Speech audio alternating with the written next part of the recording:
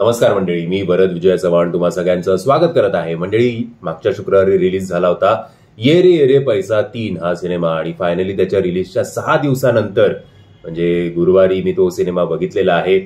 Almost 2.25 तासांचा का 2 तास 25 मिनिटांचा हा सिनेमा आहे.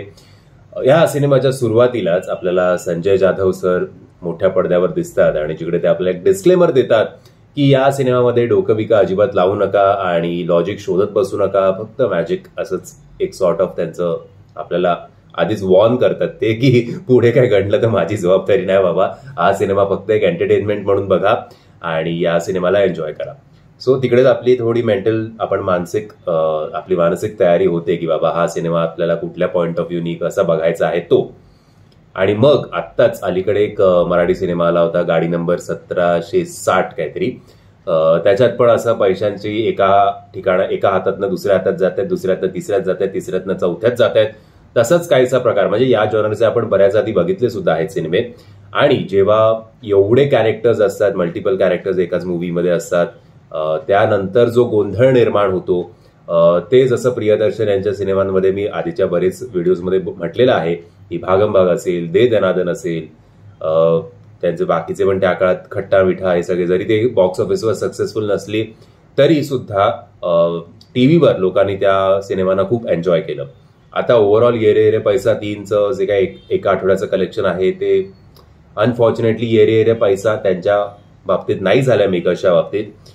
बट ठीक आहे, मे बी या फ्रायडेला आता मुंबईत तरी ऑप्शन्स खूप कमी आहेत, हार्डली 2 का 3 शोज आहेत आता मी उद्यापासून म्हणजे शुक्रवारपासून. बट त्यातल्या त्यात कोणाला जर बघायचं असेल तर तुमच्यासाठी हा व्हिडिओ, तोपर्यंत तुम्ही बाकीचे पण बघितलेच असतील रिव्ह्यू, याची मला खात्री आहे. एनिवे, सो पैशांचाच आहे. विजय आनंद सरांचे ते गोल्ड बिस्किट 5 कोटी रुपये इकडनं तिकडे, तिकडनं इकडे, तिकडनं तिकडे असं जात असतं. आता ते इन डिटेल मी तुम्हाला सांगत नाही. दुसरी गोष्ट, एवढे मल्टिपल कॅरेक्टर्स असून सुद्धा प्रत्येक कॅरेक्टरला स्क्रीन टाइम जास्त व्यवस्थित आहे, म्हणजे डिवायडेड आहे. असं नाही की फक्त याचा चेहरा वापरूया बाकी मग सोडून देऊया, असं नाहीये ते. सो ती एक जमेची बाजू. तिसरी गोष्ट म्हणजे जे मला नेहमी मराठी सिनेमांबद्दल कंप्लेंट असतो आणि ती म्हणजे की आपल्या सिनेमाचा पेस खूप कमी असतो, खूप स्लो पेस्ड असतात, पुढे सरकतच नाहीत गोष्टी.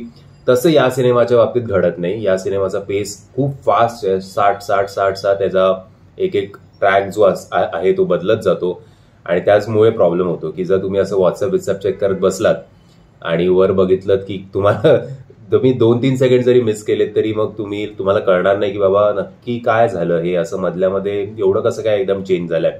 सो त्यासाठी तुम्हाला हा सिनेमा स्टार्ट टू एंड बघणं खूप गरजेचं आहे. सिनेमात कमरेखालचे विनोद अजिबात नाहीये. सो एक फॅमिली एंटरटेनर म्हणून तुम्ही हा सिनेमा बघू शकता.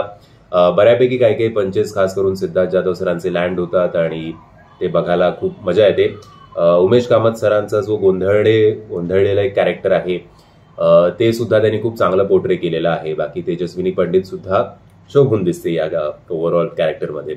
संजय जाधव सर, आनंद निगळे सर, विजय आनंद सर, मीरा जगन्नाथ, विशाखाताई सुपेदार, अजून पण मी काही नावं मिस करत असेल तर माफ करा.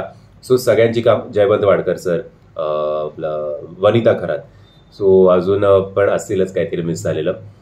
गाणी या सिनेमाची चांगली आहेत. बऱ्याच काळानंतर गाणी जरा थिएटरमध्ये असं जाऊन मी बाहेर पडलो त्या लक्षात राहिली, जेव्हा मी ऐकली नव्हती ऍक्च्युली फ्रँकली पहिली ही गाणी रिलीज व्हायच्या आधी, पण आता जेव्हा मी ऐकली तेव्हा मला असं वाटतंय की हा हे टाकूया प्लेलिस्टमध्ये. आता निगेटिव्ह पॉइंट असे आहेत की जसं मी म्हटल्याप्रमाणे की कन्फ्युजन एवढं आहे की समजत नाही कधी काय, आणि काय वेळेला जरी तुम्ही स्टार्ट टू एंड अख्खा सिनेमा बघितलात तरी काय घडलं होतं नक्की असं माझं 1-2 वेळा झालं बाबा. म्हणजे मी तेवढं अटेंटिव्ह नसेल, सो तो दोष माझा असेल, माहिती नाही. दुसरी गोष्ट, त्या पैशांचं जे काही प्रकरण आहे की ते फेक करन्सी निघते, ते इतके वेळा त्याचं रिपीट जाऊन चोता झाला की असं वाटलं की त्यावेळेला की बाबा आता बस करा, आता पुढे जा आता याच्यासारखा. प्रोडक्शन व्हॅल्यू, तुम्ही ट्रेलर बघूनच तुम्हाला कळलं असेल की प्रोडक्शन व्हॅल्यू या सिनेमाची चांगली आहे. सो खर्च तर केलेला आहे. दुर्दैवाने म्हणावा तसा प्रतिसाद या सिनेमाला मिळालेला नाहीये. मला तुम्ही विचाराल तर मी तर नेहमीच तुम्हाला सांगतो की मी मराठी सिनेमाला रेट करत नाही, बट सांगू शकतो की हा सिनेमागृहात जाऊन बघा की OTTवर येण्याची वाट बघा. या सिनेमाला मी तुम्हाला रेकमेंड करू शकतो की बघा, फक्त अगदी तुम्हाला काय बोलतात त्याला लॉजिक शोधायचं असेल तर मग अजिबात या सिनेमाच्या वाटेला जाऊ नका. फक्त टाइमपास जर करायचा असेल तरच हा सिनेमा तुमच्यासाठी आहे. बाकी काय काय ठिकाणी काय काय characters over the top over acting करतात असं वाटतं, पण ठीक आहे, या जॉनरमध्ये ते चालून जातं.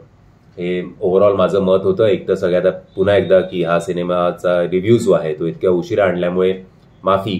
आणि अनफॉर्च्युनेटली आज जेव्हा शुक्रवारी म्हणजे तारीख किती 24 म्हणजे उद्या 25 तारखेला जेव्हा हा व्हिडिओ तुमच्या समोर येईल तोपर्यंत अनफॉर्च्युनेटली या सिनेमाचे शोज सुद्धा फार नाही आहेत. सो सॉरी, माफ करा. मी आशा करतो तुम्हाला हा व्हिडिओ आवडला असेल. जर तुम्हाला हा व्हिडिओ आवडला असेल तर प्लीज या व्हिडिओला लाईक, शेअर आणि चॅनलला सबस्क्राईब करायला विसरू नका. जय हिंद, जय महाराष्ट्र.